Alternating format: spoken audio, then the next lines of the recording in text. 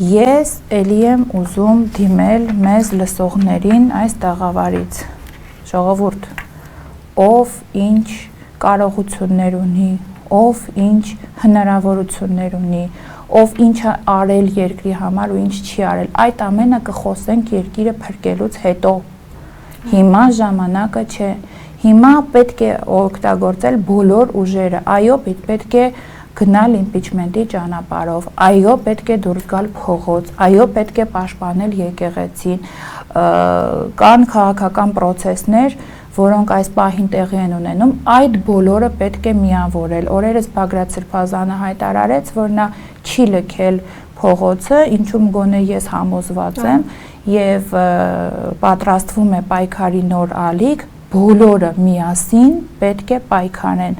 Բագրատ Սրբազանի երիտասարդների կողմից իրականացվող այդ չեմ վստահում ակցիաները, որոնք շատ զարմանալի մոնիտորինգ են,